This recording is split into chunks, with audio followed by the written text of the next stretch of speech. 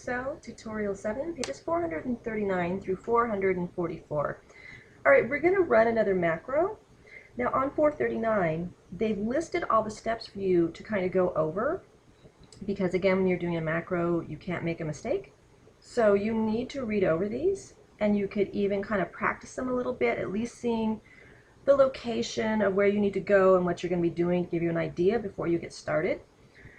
So go over all those steps, 13 steps, on page 439.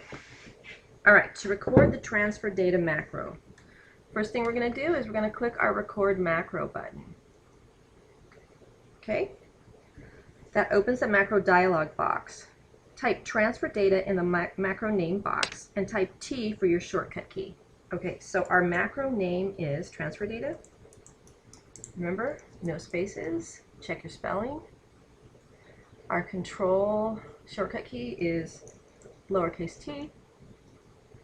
And I'm sure our description will be something nice and long for you to type. Okay, created 12/1/2016. Copy values in the transfer area. Worksheet 2. The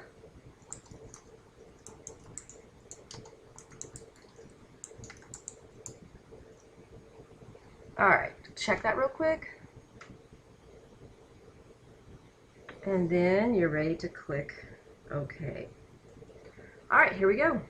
Go to the registration data worksheet.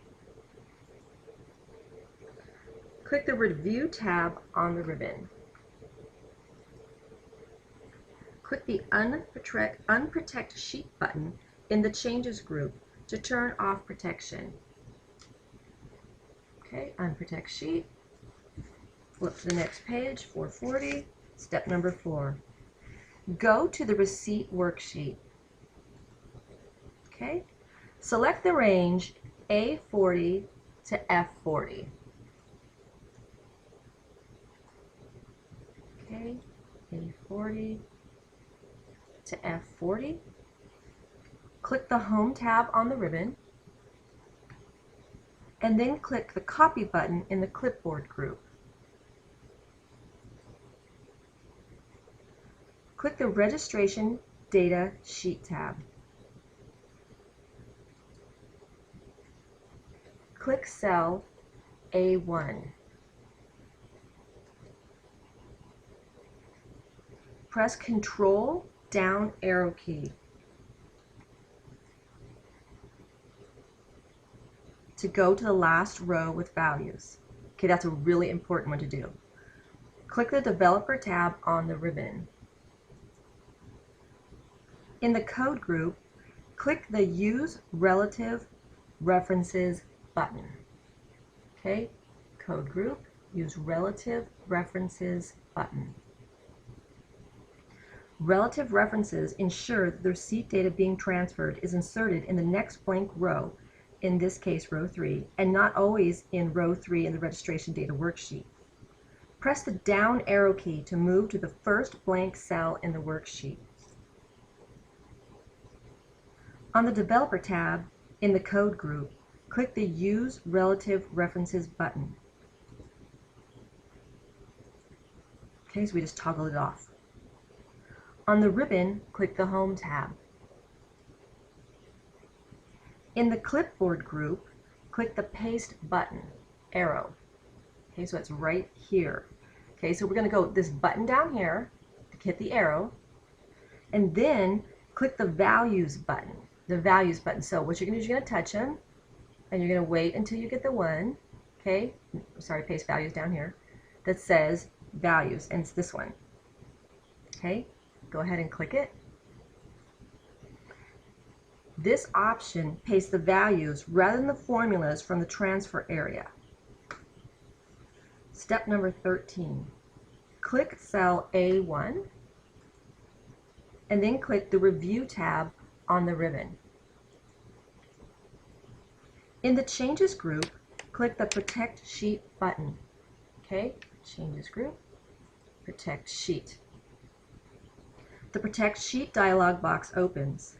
In the Protect Sheet dialog box, click the OK button. Click the Receipt Sheet tab. Click cell B3.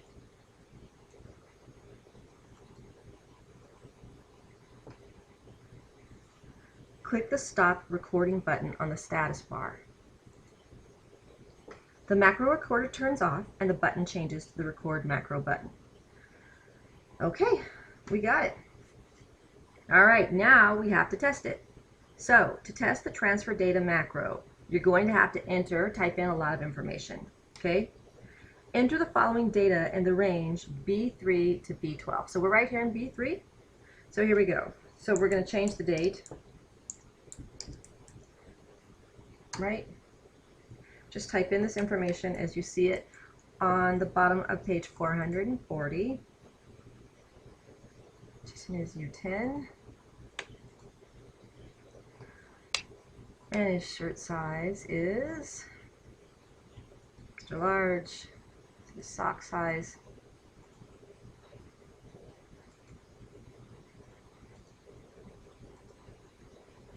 Just keep going. Typing in all the information you see here.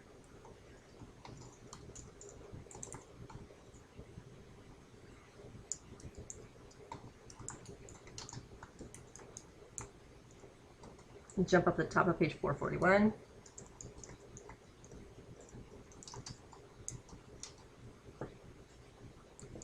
Six 836, and then the phone number.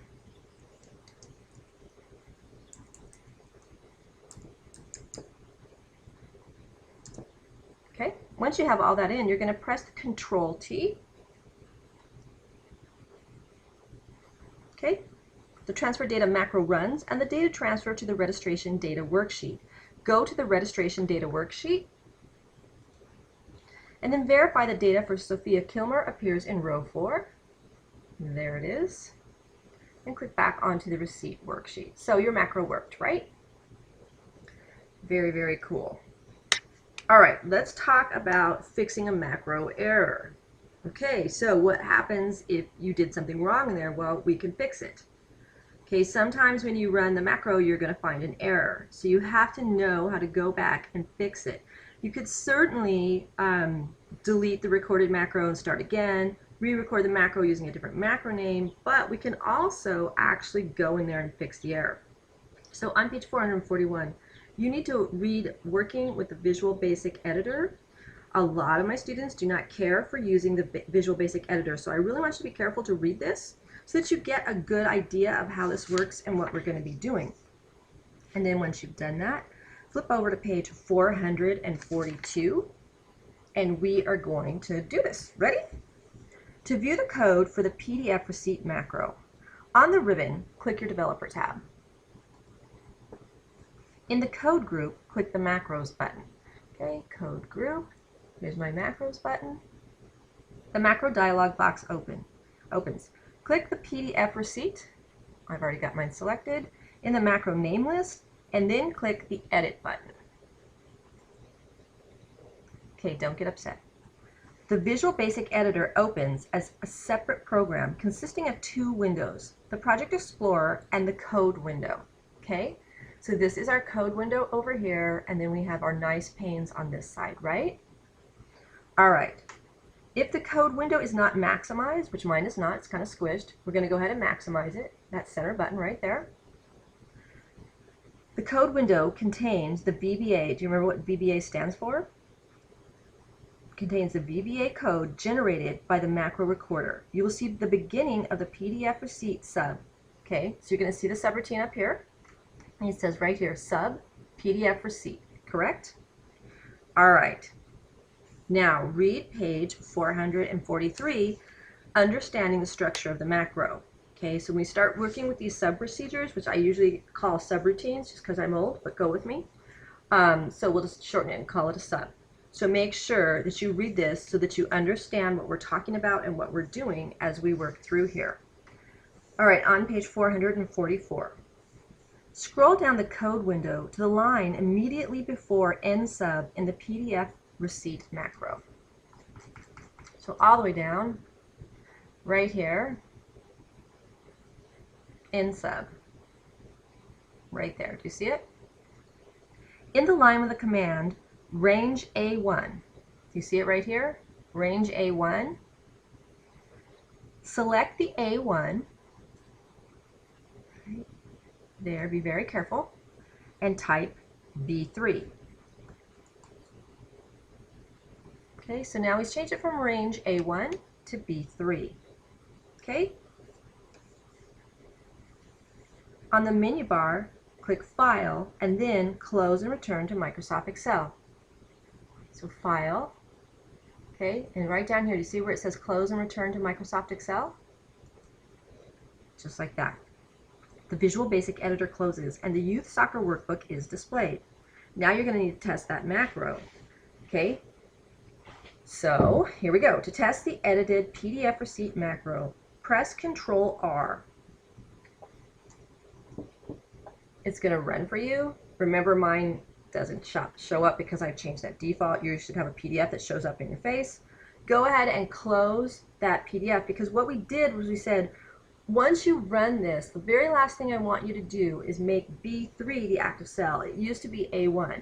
Now do you see that B3 is now the active cell? That's the change we did. So after you run the macro, when it's all finished, B3 becomes your active cell instead of A1.